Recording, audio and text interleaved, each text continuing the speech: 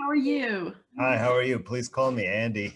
Oh, and you can call me Andy too. That's right. Well, it is so wonderful. Thank you so much for agreeing to meet with us. We really appreciate this. Oh yeah, no, I've been looking forward to this too. Melissa, I saw you interview with Mike and Bear at Alpha Vedic. And I mean, I think I've seen you before that as well, but I thought I would eventually reach out to you. So I'm glad Andy set this up. We to have this kind of panel discussion. It's really exciting. Me too. I'm super excited to meet you. I've been following you since the beginning of this, and I've shared your videos so many times to just help people to see things from a new perspective. So I'm really excited to connect with you too. Wow, thank you so much. We always try to latch on to the physicians who are looking at things from outside the box, because that's closer to German New Medicine. So it's like, yes, we've all been following you. Well, German New Medicine has kind of a unique meaning for me too, because my background is really in psychiatry. So I'm really curious to learn more about it. Yes. And we would love to teach you about it. Absolutely. What would be your goal for today, Andy? Well, really for me, it's about education and then, sharing this perspective with my audience.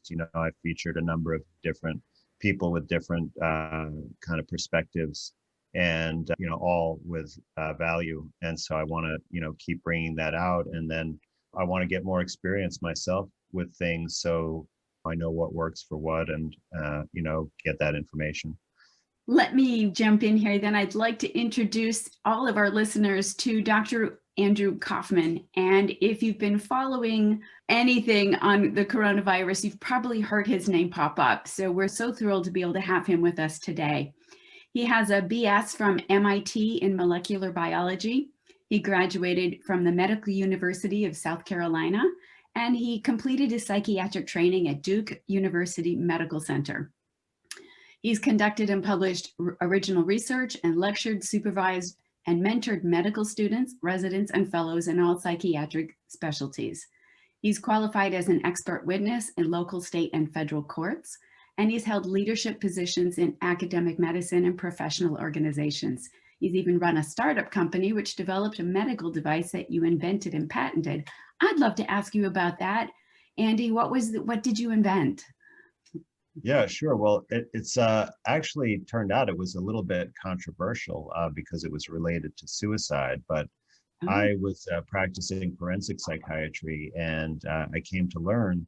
I became an expert on suicide in general, but I came to learn that in jails, especially, but also even in hospitals, even on general medical floors, like people who would be admitted for a pneumonia or a heart attack, that there are a significant number of suicides that take place in those settings.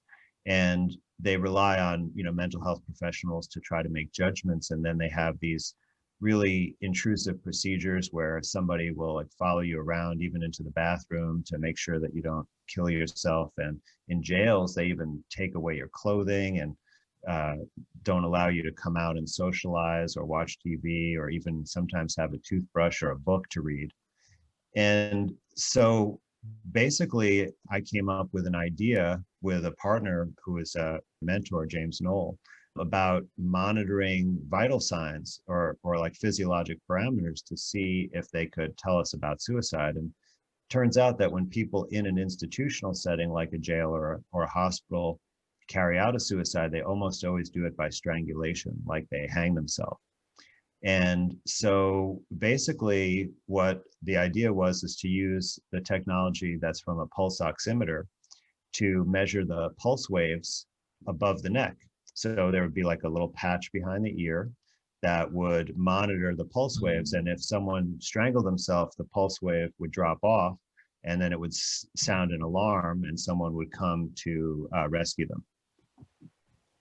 Wow. And so kind of an interesting system. It was meant to make it easier for people with suicide risk to kind of go about their business and then to kind of make it more foolproof that they would be able to interrupt a suicide attempt very rapidly, if it did occur.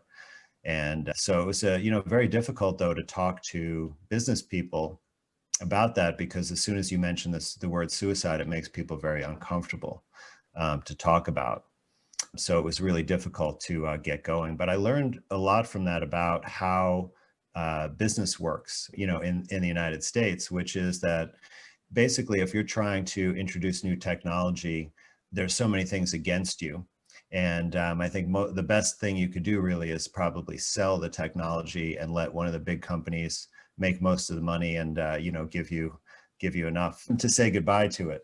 But it's amazing, even I got this grant from New York State, right? So the government gives you a grant to develop your business, and then they tax you on it. Like they take back Oh man. the money. So it's like, how does that help? Right. Right. Exactly. It sounds kind of typical, doesn't it? Right. Unfortunately. Exactly. Well, that is fascinating, and we are so thrilled to have you today. Let's jump into any questions. If you have any questions for us right off the bat, we'd love to answer them. We have a few for you as well. Well, I think, my audience would really appreciate if either of you could sort of just give an overview of the basic theory of German New Medicine as like a starting point. And then I definitely have some more pointed questions to get at the nitty gritty. And, and then I thought another thing that would really be nice is to just kind of like maybe discuss, it could even be hypothetical, but like a case, like how you would identify the particular conflict shock and how you would design a therapeutic plan with that person to address it. That's a fabulous question. So let's start with, what is German New Medicine? Melissa, do you want to start that conversation? Sure, definitely. I love sharing this because it really rocked my world when I discovered it a few years ago. And Dr. Hammer's work, it is, in the why do people get sick? Why do we develop what we call sickness, and what is the mechanism behind it? And Dr. Hammer discovered that it is an intentional adaptation, that the body is going through a biological special program in response to a shocking trauma, something that was isolating, something that caught the individual off guard in a moment, and their body stepped in with a biological program with tissue adaptations. And the whole purpose is to help the organism, the individual, to survive that stressful situation. And so Dr. Hammer, he mapped out the entire human body. He looked at the embryology. He looked at, the germ layers and the tissues from which our certain symptoms are derived. So the surface of the skin is different from the inside of the bronchial tube, which is different from the glandular tissue. And so each of these tissues behave differently in a shocking situation. And so really, when you look at a person who is expressing some type of sickness symptom, you can trace it back to a conflict shock, to something traumatic that caught the individual off guard. The body went through a specific adaptation process. And through that process, tissues were either eroded or the tissues were proliferated. So there's either more tissue or less tissue, whichever is more advantageous for the organism in that moment. And then once the conflict is resolved, once safety has been secured and the organism, the individual, has been relieved of this stress, their body sets about restoring the tissue or breaking down the tissue that was built up during the conflict. And so it's an amazing, very different way of looking at why the body develops sickness symptoms. And there's 5 biological laws, and it's extremely detailed and very nuanced. And so it's different. A lot of people will hear about GNM and they'll automatically assume, oh, well, yeah, stress induces sickness. Right. Stress causes disease. And it's in the details, it's in the nuances, it's in the deep science that Dr. Hammer mapped out that lies the very unique differences between this and other even holistic models of understanding how the body works. So that's a very, very small summary. No, that's really helpful. And so maybe either of you could provide some like illustration, so how could tissue, either destruction or proliferation, actually help you to deal with some kind of conflict? That's a great question. Yeah, which one do you want to go with, Andy? Yeah, I want to start with Dr. Hammer's story as well, because that will illustrate what you just asked, Andy. Oh, fantastic. So Dr. Hammer he's a traditionally trained physician, and this was in 1978, and he was in his early 40s, and he's a strong, healthy man, robust, and he received a shocking phone call that his teenage son had been accidentally shot while on vacation. Well, no parent wants to hear that, for sure. So he and his wife went to their son's side, and 4 months later, their son died in his arms. So they experienced a huge loss. So there's a conflict shock right there, but that was a huge loss. And this is actually what started his journey. So a few months later, he ended up being diagnosed with testicular cancer. And he's thinking to himself, oh my gosh, I've always been so healthy, and now I have this huge trauma, and now I have cancer. There's got to be a correlation. But he's not going to mind, body, spirit like you and I might. That's not in his makeup. He's looking at what's going on in my body. And he took that new invention called the CT scan, and he started looking at what was going on in people's CT scans. He was looking for a cause of disease in the brain. This had never occurred before. He, at this point, was working at the University of Munich in their cancer area, their oncology area. He was an internist. He was not an oncologist. And he took everyone's CT scan, and he started looking at them and comparing them.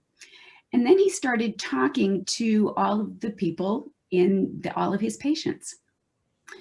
And he realized that they all had a story to tell. What he was noticing in their CT scans was that they had circles, like targeted bullseyes. It's like, what is this? He had one as well. What was that? He wanted to find out. Nobody could give him a very good, clear explanation of what that was. Even the CT scan company couldn't really identify. Right. And this was something that the radiologists would basically just ignore. Exactly. Right. It was not picked up by radiologists. It was not considered relevant by allopathic or modern medicine. But he thought, well, there's something here. It's in all of our brains. What is that? So he started talking with these patients, and he started to hear their stories. And he realized they'd all had some sort of trauma prior to their diagnosis. And then he started realizing that all of the men with testicular cancer had all experienced a profound loss conflict prior to their diagnosis. Ding, ding, ding, the bells went off. He had as well. He started to group the kinds of traumas people had had together. And he realized that everyone who had the circle in the same area in the brain had all experienced the same trauma. Looking further, he realized they all had the same diagnosis of cancer. This was the beginning. He established that all diseases, from the common cold to warts, to a heart attack, to cancers, to anything that occurs in the body, basically, begins with some sort of trauma, or what he called a conflict shock.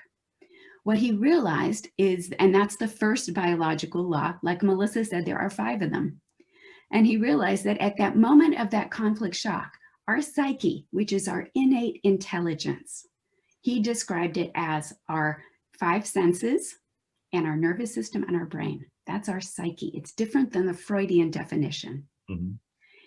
He said that our biological psyche is hardwired for survival, and we are all hardwired the same way.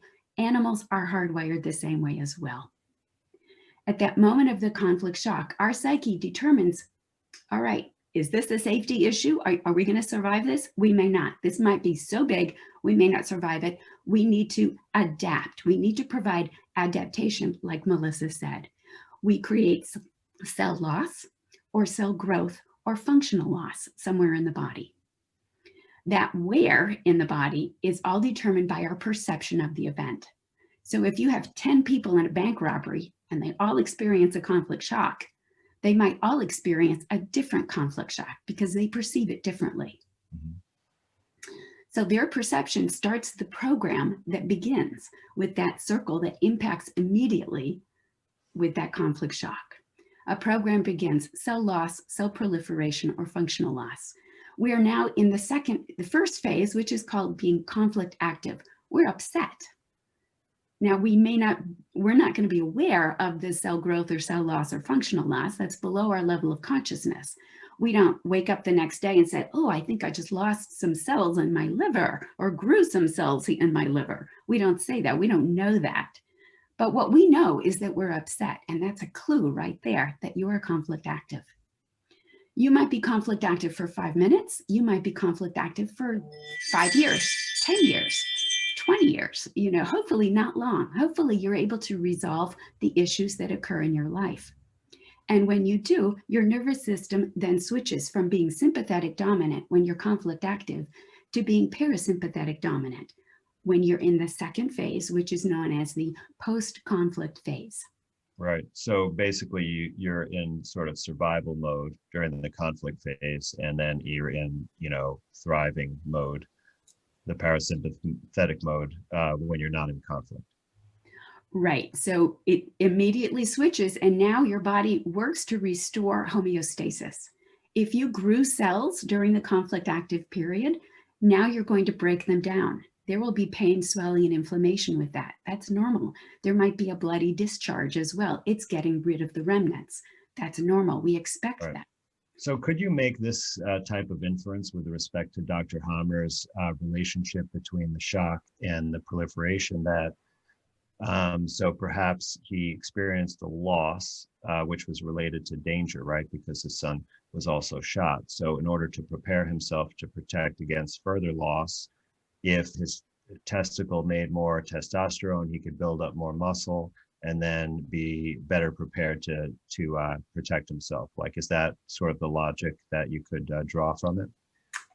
Basically, yes.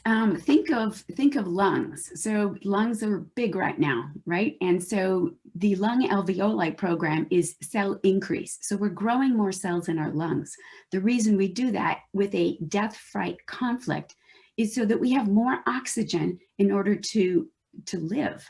Because if we've had a death fright conflict, our body says, uh-oh, we need air. We need to breathe so that we can survive. We grow more cells in our lungs, and that will help us process more oxygen. So that's how we adapt in that moment to that conflict. Right. Now, when the tissue growth turns into cancer, does that mean that there is a mistake in the program, or like what brings about that situation? That's a great question. And so we use different terminology here. That would be a program. Cancer is a program. So that cell growth in the conflict active phase could be detected, because if a mass got large enough, you could feel it, you could palpate it. And if a biopsy was taken at that time, they would say, oh, it's benign, don't worry about it, it's fine. Once you transfer into the parasympathetic, the healing phase, the post-conflict phase, now there is metabolic activity, because now we're going to break those cells down. If a biopsy is done at that time, it is now called malignant. I see. Yes. So you're saying that that's actually the healing phase. That is correct. That is the post-conflict phase, what we call the healing phase. Yes. What about when people die related to malignant growths? Absolutely. I mean, the body can only take so much at some point. Now, if they're putting poison in their body, if they're burning it, then their body is weaker. And so their chances of survival could be less because of those reasons. And again, the body can only take so much. If you have many programs running that are in vital organs, you may not make it. We often experience a conflict shock at the moment of a diagnosis. So it seems like this could really be relevant to the current state of people's health, especially since the pandemic announcement, when there's been a lot of increased fear and other types of conflicts. Correct. Yes. There are some very specific programs that are running now in people all over the world. And those of us who know GNM, we can see it in our countries. It seems like this is even something that could really be exploited, through propaganda or psychological operations. Bingo. And it kind of makes you wonder if the folks that created this pandemic know German New Medicine. They knew exactly what to do. Right. Well, I mean, even allopathic medicine acknowledges that when you're under high stress, like a fear or a survival situation, right, that at the minimum, they say it weakens your immune system. I know we have a different conceptualization of the immune system and probably would prefer not even to use that word, but Right. just to draw comparisons to say that, what we're talking about here is not really revolutionary. It's really an extension of principles that we're already familiar with and are widely accepted, but taking them more to the logical conclusion. And it's the same thing that I talk about with terrain theory, because, we have here people readily accept the importance of our microbiome, at least in our gut, right? And Right. so if you just take that, to its logical conclusion, then you basically have terrain theory, right? Which I think is somewhat compatible with what you're talking about. Do you think so, or are there main differences between those two theories, or just something like the pleomorphic cycle? Does that fit in with the biological programs you're talking about? I think it certainly does Yeah. fit in with the biological programs. There is just more nuance to when and why do symptoms develop at a particular time. So like the pleomorphic cycle and understanding like the role of bacteria, Dr. Hammer discovered that during the healing phase, during this reconstruction phase following a conflict shock where there was tissue adaptation, the bacteria, the fungus, they are serving a functional role. They are helping to decompose those additional cells that built up during the conflict phase. And so they are endemic to the body. They are in the body. They're not something that you catch from the outside. They're something that you manufacture, and your body will proliferate or help to increase like for the example of the lung cancer. So if you have a death fright conflict, you have a proliferation of alveoli cells, the body is building up tuberculosis within the lungs because tubercular bacteria, it is a functional tool. Right. It is a servant of the body. And so the body has to be able to make it. And so the pleomorphic cycle makes perfect sense that these cells can morph from bacteria into fungus, whatever is necessary and needed by the body at the moment of the resolution. Because if you don't have those bacteria, or if they've been wiped out due to antibiotic use, other chemicals that destroy the microbiome, your body doesn't have the proper bacteria, therefore you'll encapsulate the tumor. And so if we have people who, have scans years later and like, oh, there's an encapsulated tumor, it's because at the moment that conflict resolved, the proper bacteria wasn't available. Right. And so the decomposition couldn't take place. Right. In that acute phase you're talking about when the bacteria are present, is that also the symptomatic phase? Yes, that is the symptomatic phase. So That's when you this is so this, it's like I've basically been saying this, right, all along and not realizing I was actually incorporating the GNM. That's right. Right. I suspected it might be the case. Yeah. So it's good to formally acknowledge it. Yes. Yeah, that along with the exosomes and the virus, because that is Dr. Hammer, he always said that if viruses exist, because the proof of the virus existing in the way that conventionally people think that it does, it doesn't really. But if it's there, it is there serving a functional role, which is why, when your video of like, this is an exosome, they're identical, it actually is serving a functional role in communication or cleanup. And I'd love to hear a little more about, like all the kind of different bullet points of what does an exosome really do? What is this thing being called a virus? And it makes perfect sense that it is there as a part of this reconstruction process, specifically in the ectodermal tissues. Right. Right. So, well, let me just clarify for the audience about what you mean by ectodermal, because you mentioned it before, the germ cell layers. So, when we're an egg that gets fertilized, right, we develop into this structure, and at some point, it's like a ball of cells. It separates into 3 layers, and those are called the germ cells. And this is another language point, right, because this is the real meaning of germ, which is new growth, new life, not something dangerous that invades us. But these germ cell layers form all the tissues in your body: the endoderm, the mesoderm, and the ectoderm, right? And so there's lots of charts you could find and say that your skin comes from the ectoderm, right? So the path of the illness or the biological program that you're talking about, I think, and please correct me, that it basically would go along a specific germ cell line. So a certain conflict results in a certain brain lesion, and that affects a certain germ layer. It could affect different parts of the body, but they'll all be from that germ layer. Correct. Right, is Yeah, that correct? absolutely. Okay, great. Yes. And it was really embryologists who confirmed his work, because he was able to take that work of embryology, and what I have behind me is, and behind Melissa, is the chart. These are the endoderm programs, mesoderm and ectoderm programs. And we know that these have cell growth in the conflict active phase, and then they have cell breakdown in the post-conflict phase. These have cell loss in the conflict active phase, and cell replenishment in the post-conflict phase. So he was able to break it down so that it was extremely exact. Wow, so it's basically really uncovering the biological code, right? That a certain thing produces a certain result, and it fits also with the Hermetic law of cause and effect very nicely, which Right. also plays out in other areas of natural healing. He realized that what he discovered was 100% accurate for 100% of the time. Nothing does that.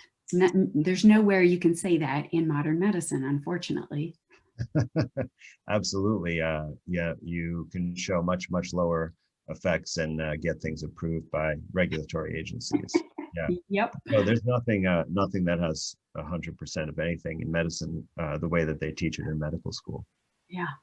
I'll be happy to talk more about exosomes, but there's one area that you alluded to a little bit that I just want to know how it's accounted for in terms of disease, which is exposure to toxicity. Because, in my consultations and in my research, there are so many people who have been, cured or healed from serious illness just really by getting those toxins out of their body.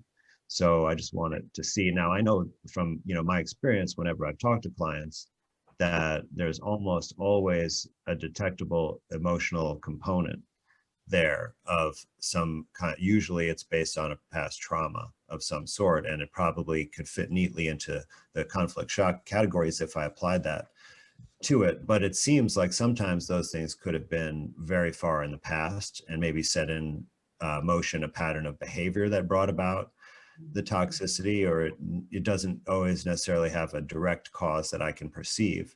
So how would you account for sort of the role of toxicity? And if we were living a natural life like before the Industrial Revolution, we wouldn't be having that conversation, right? Because most of the toxins that I'm talking about that bring about illness are not naturally in our environment, right? They're either purposely put in our body under false pretenses, like vaccines, or they're from our food or in other environmental exposures, like air and water and such.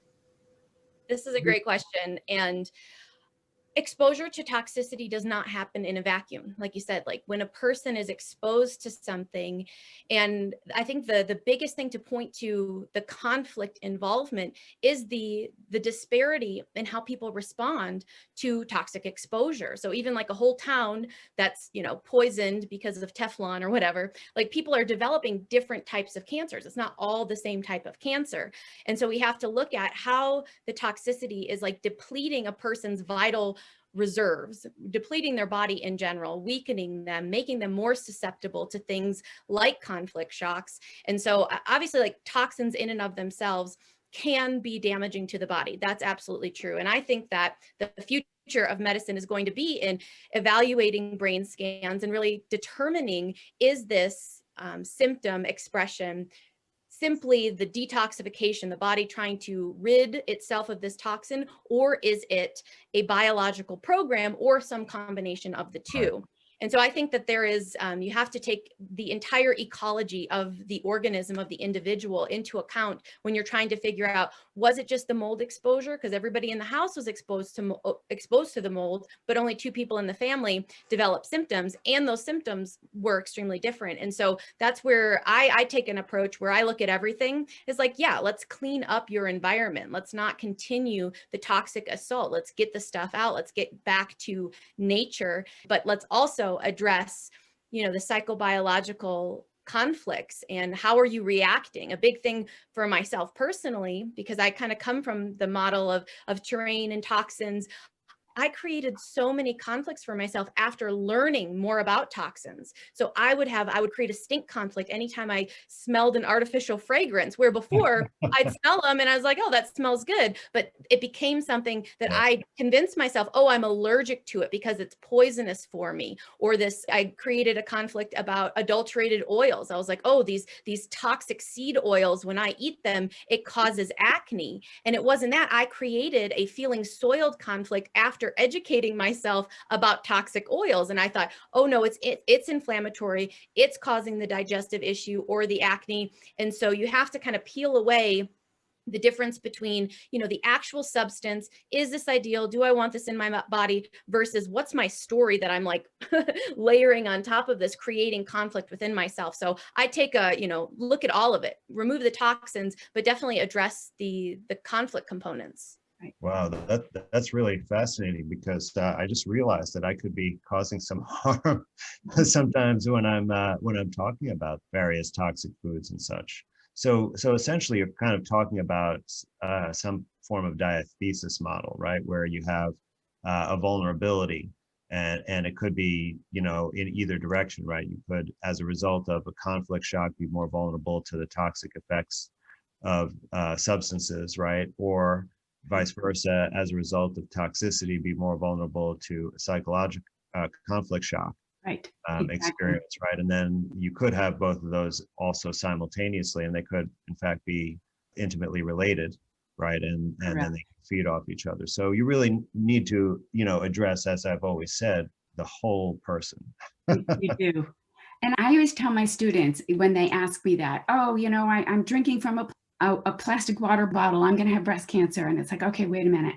Does everyone who drinks from a plastic water bottle have breast cancer? No. Then it might be a contributing factor, but it is not a cause. It does not mean causation. So I always look at that 100% rule. Well, if 100% of the people who eat tuna fish have that kind of cancer, then is it always going to be from toxicity, or is it really from a conflict shock? Yes, the toxins will weaken our body and make us more susceptible to conflict shocks. That's the key. Right. I mean, even if we took like the most toxic substance that's non-radioactive, right, which is mercury, and gave 100 people a particular dose, you'd have a variety of reactions, right? And some people would be totally fine, and provided it wasn't crazy high. Right, and exactly. Other people would be severely ill, right? So this is a way that could explain all individual differences, really, in response to various environmental stimuli. Yes. There is a point at which something like that is going to be poisonous for everyone. And at that point, below that, though, we have to consider biological shocks. I love what you just said, Andi, is the individualized nature of Germanic New Medicine. That's the thing that I love so much, is it really does help us to make sense out of the disparities. Like, why isn't it every person that develops this type of issue? And, it helps to explain, for me, what was so mystifying was living in the world of health promotion and organic food and detox and all of that, that there would still be people who would develop diseases. And it would shake me to my core when this happened, because I'm teaching people, like, here's a person who's like a pillar of this type of lifestyle, and they developed cancer. And it was like, do I even know what I'm talking about? Are these health promoting things that I'm teaching people really going to prevent cancer? But with this knowledge, it's like, oh, well, you can't, and you don't want to prevent cancer, because it's a biological adaptation that is deliberate and intentional in response to an experience an individual had. And so it's not something that you want to prevent, that the healthiest person who has the best diet, who lives in the most pristine place possible, who's, taking in the cleanest water and the cleanest air, they still, if they suffer a conflict shock and their biology is taken off guard, they will develop tissue proliferation, tissue loss, functional loss, and that is totally normal. And that, for me, just frees me from this idea that I can prevent this if I just am good enough. Right. Exactly. We all know or have Uncle Bob, who's, 86 years old, who smokes, cigars every day, drinks whiskey every day, lives on white bread and Spam, and is going spry, doing fine with no symptoms. okay, that person should be dead, right? And they're not. My And Uncle Harry, yeah, he was a merchant marine, yeah. right? So he basically was a sailor. He smoked the filterless Camel cigarettes, like all chain smoked all day long. And he outlived everyone. He, even after he retired at like 75, he got married, outlived his wife, lived till his mid 90s. Yeah, there you go. I mean, Was healthy the how do day he we explain died. that? Yeah. Yeah, And then we look at somebody who's, a woman who's 40 years old who does yoga and eats organic and has a loving, supportive family and does all the right things and exercises, and she has breast cancer or right. something else. It's like a fibromyalgia. How does that happen? Well, with German New Medicine, we know exactly why that happens. Well, this is really eye-opening because all of these stories of various patients or clients from the past are just kind of going through my head. And I'm like, oh, that's why it worked out that way. Okay, so I want to share another little tidbit with you, Andy, and that is that once Dr. Hammer mapped out the entire brain, like Melissa said, and we figured out the conflict shock for all the diseases out there, he then turned his attention to the world of psychiatry. And he started to put it together on what is going on when people are paranoid, schizophrenic, when they're whatever label you want to give them. And he discovered that they also are following the 5 biological laws, and those are also conflict shocks. So what happens, what he discovered is that when we have a conflict shock in one hemisphere in the brain, and we're conflict active, and then we have a specific kind of other conflict at the same time, it will switch to the other hemisphere. So now our brain hemispheres are vibrating at different frequencies, and that produces a compulsion, a behavioral change. They're now depressed, they're now manic, they're now narcissistic, they're now what we'd call a Casanova. He discovered all of these. There's about 25 different combinations that explain what we call mental illness, mood disorders, and behavioral issues. So it's another whole level to this that is absolutely fascinating. Yeah, I definitely would like to learn more about that. But I was wondering if you could take me up on my earlier request of just sort of like, think about a hypothetical patient or a patient that you could talk about that, like, how did you actually describe maybe what the conflict shock was, and then how did the person actually successfully resolve it? Or what type of tools do you have in your arsenal to address or help resolve these things? Melissa, do you want to start? Sure.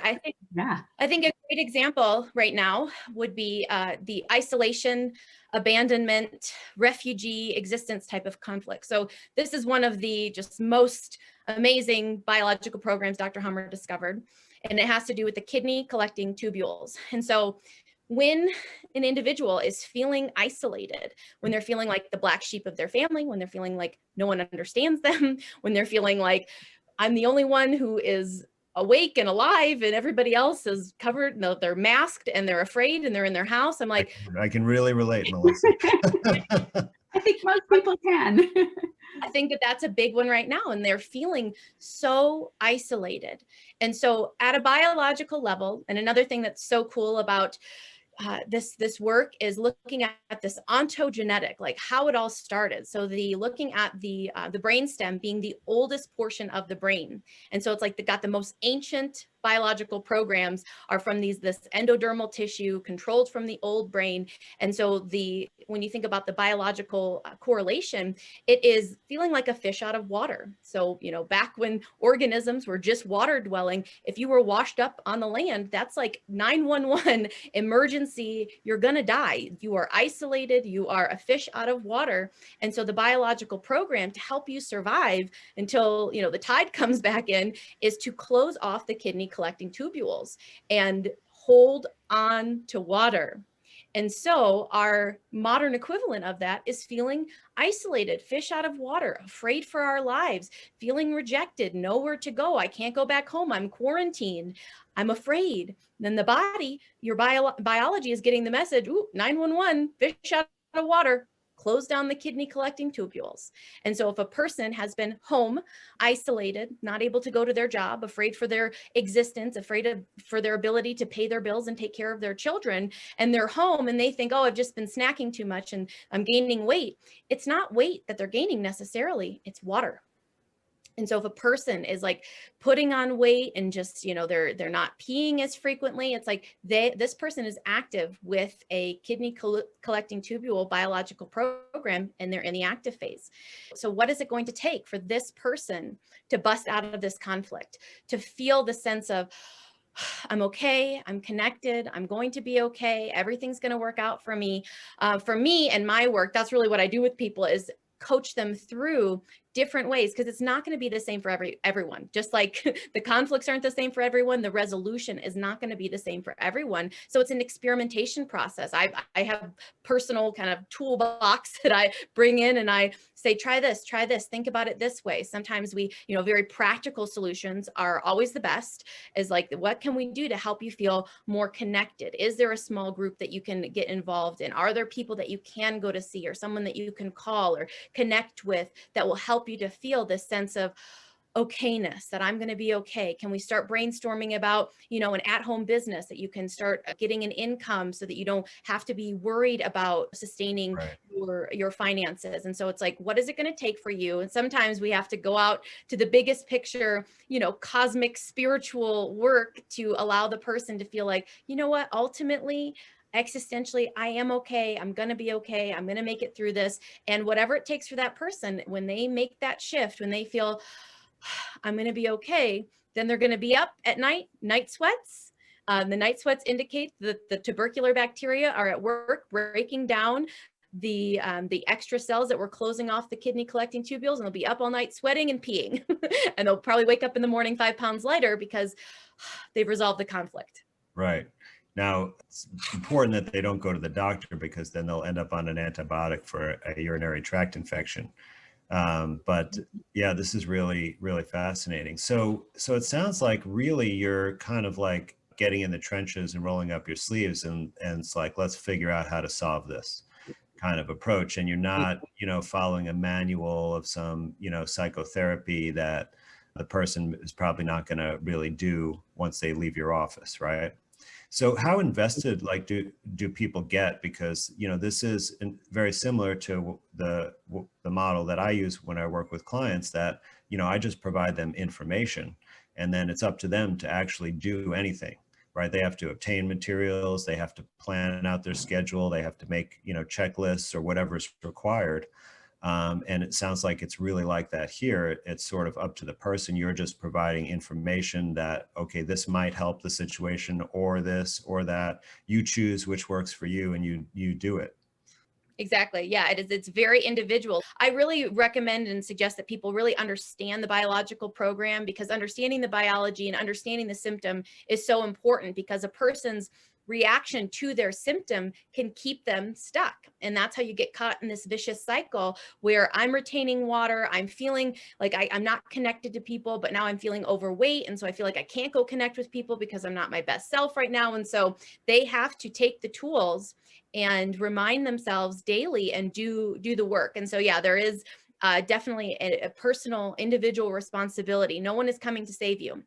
I can't give you a pill that's going to transform this. I can't give you, something that's just going to magic take this away. It is kind of intentional and deliberate transformation of self, of how I think, what I think about, how I perceive things. And so, yeah, that's my approach for sure, is, you have to take on these tools and make them your own. What you'll find, Andy, is that all of the people who are practitioners who use German New Medicine with their clients, we all have a different skill set. Some of us are hypnotherapists. I'm a traditional naturopath. Others are energy workers. They're all going to bring in what they have, what they use as a tool to work with that client, and hopefully, refer out, hey, maybe you need to go see an herbalist just to help strengthen your body with some herbs, so that it'll be easier to get through that healing phase. Mm-hmm. So we all bring in that aspect of what we know. But ideally, what we do, we're teachers. That's all we are. We're simply teaching. What's the conflict that's gone on in your life? How does it progress? What does the conflict active phase look like? What does the healing post-conflict phase look like? And how does this resolve? And we help each person get through their journey, their path. Well, I really believe that, a teacher or a pedagogue is really what physician means, and, actual word. And that's really the role that we should be in, because, it's up to each individual to take care of their own health.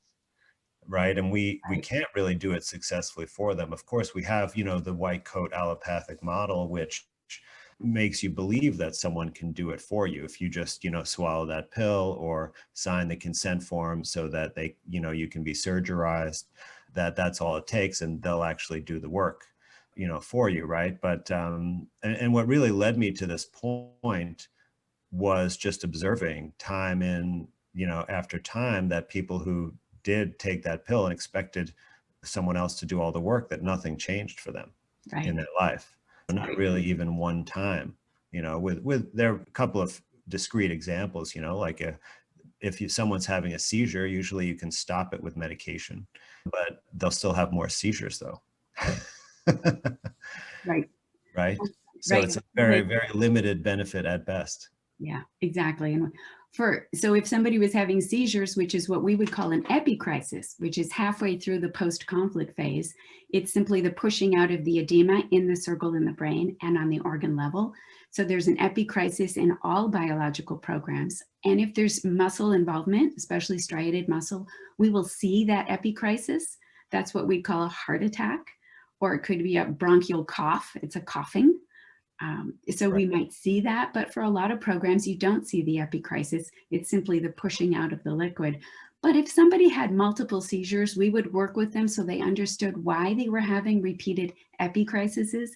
And then once they were able to help to downgrade whatever the issue was in their life, they would see their seizures would stop. Well, that's a fantastic thing to hope for. And, I think most people don't even believe that that's possible. Exactly. Dr. Hammer did the work that he discovered was absolutely fascinating. And it really opens your eyes to really understanding that, okay, our body is much more capable than we realize. He helped people who had been in wheelchairs with major diagnosis get out of their wheelchairs and walk again after 40 years. He was able to do that. Yeah, it's really incredible. And, that's also a message that I've, tried to deliver, is that it's really all within us already, this immense healing capacity. It's like, even if you don't even think about healing, right, where you have an insult or illness to overcome, but just think about what our bodies do right now in this moment. How many tens of thousands or hundreds of thousands or millions of individual chemical reactions are all going on simultaneously in concert with each other, so that we can function perfectly, so that I can form the words and thoughts, I'm expressing right now, and that are all the supplies of everything are met perfectly on an ongoing real-time basis. It's that capacity is far beyond any computational capacity of a computers that we've invented or any human-made device, and any scientist will readily acknowledge that.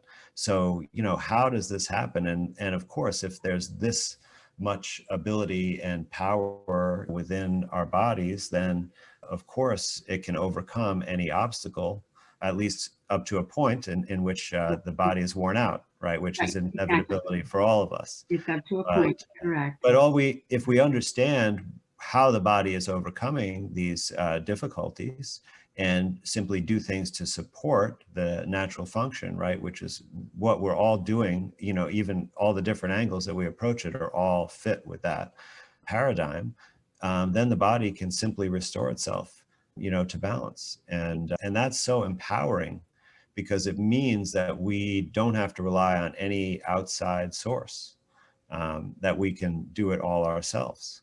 And it's really redefining how we use the outside sources, because there are times when surgery might be very applicable for somebody. And it's about us having the knowledge that, okay, in this case, let's see if you can find a surgeon who will help you with this. And then other times it's knowing, okay, is this drug really appropriate? or is it not? Or maybe I can do an herb instead. When we learn GNM, then we have to take everything we know and reframe it as far as the two phases go. What does this person need in the phase that they're in currently? And that will look different for everyone. Absolutely. Yeah. I love what you said, Andi, just about the innate wisdom of the body. And that's what drew me to this work and made it make so much sense. Is I'm a chiropractor, and in chiropractic, there's actually a very rich philosophy. Like B.J. Palmer wrote volumes upon volumes upon volumes of books about innate intelligence. And he wrote these little stories and stuff about how, why would I trust the educated mind of man that's been, studying and taking apart bodies for a couple of hundred years over the innate intelligence that built this body and has been perfecting this body for millions and millions of years. And that's what I love about Dr. Hamer's work, is he looks at each of these biological programs as supreme intelligence. Like, it is wise for the body to proliferate additional thyroid cells or lung tissue cells or digestive cells when the organism is in danger. Like, that's brilliant. And here the educated mind comes in and says, this is bad, we need to cut this out, right, this doesn't belong here. And it's respecting that the body has within it all of the wisdom, and that we get in the way and we interfere with our intellectualizing and thinking we know things about the body and that we can remove parts. It's the mechanistic model that has, destroyed the human body and has made people afraid and dependent upon pharmaceuticals and outside sources and, stuff injected through a needle in order for me to be okay in the world. And we're trying to mitigate this fear, when really, when people wake up to the truths that we're all talking about, you'll see there's nothing to fear. I have all of the answers. My body is supremely equipped to adapt to the environment. And if I just know and understand these tools that I already have, you become a superhuman. You become someone who is indestructible. You can trust this system. And that's what I love so much about all of the work, and that all of these brilliant minds are bringing together. Because like you said, the nutrition, it does help. When a person is deliberately doing something for their health and cleaning up their products and not using things that are toxic to their system and toxic to the environment, everything's going to get better. And I feel like that's the way that everything's going to head that way, I think, eventually. Right. Because I don't want, people to get the wrong idea that we're saying as long as you manage your conflicts, you can eat whatever you want.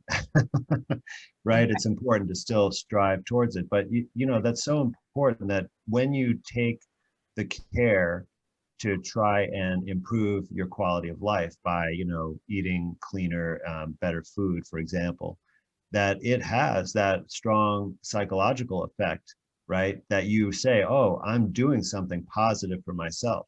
Right. And that goes a long way to build up resilience. So you have the physical and the psychological resilience in harmony with each other.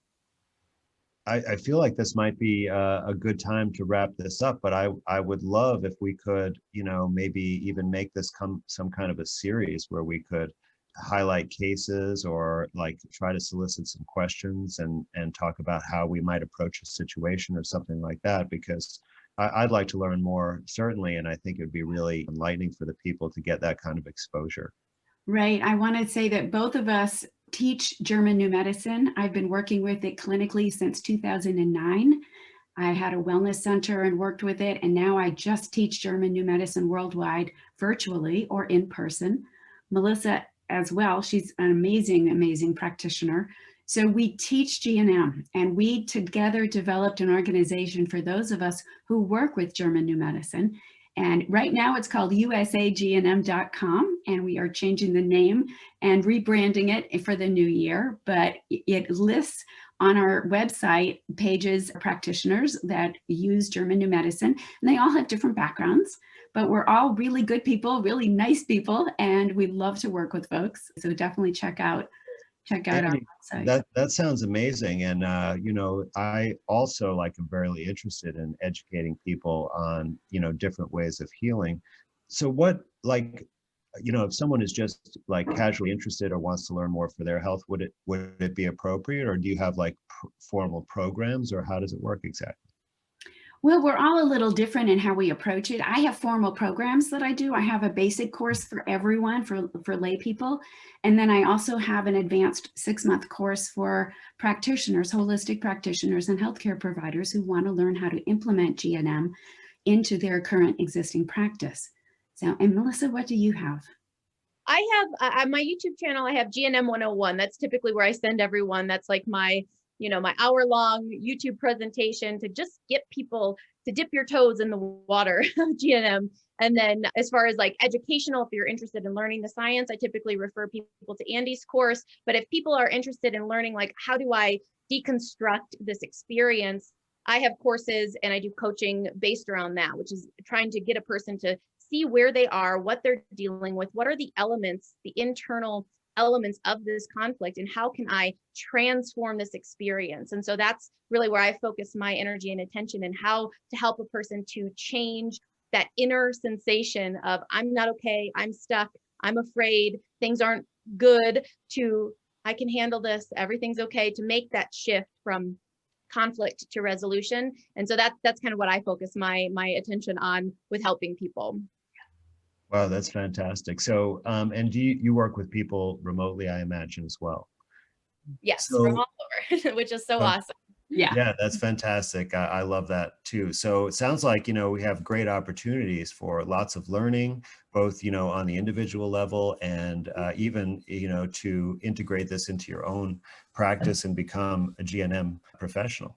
So that's really fantastic. And you can certainly find me at my website, andrewkaufmanmd.com. I'm going to be starting a new webinar group where I'm going to be trying to do more education with people in that format. And, if you sign up for my newsletter, you can keep up with whatever is going on, such as exciting discussions like this one. And I'll certainly announce when the next time we might be talking would be. I love your newsletter. It's wonderful. Oh, thank you so much. Yeah. And I can be reached at andilockemears.com. And I also have a newsletter, so feel free to sign up. I also do podcasting, and I've done a lot of COVID podcasting and YouTube videos as well. So check those out. They're all on my website.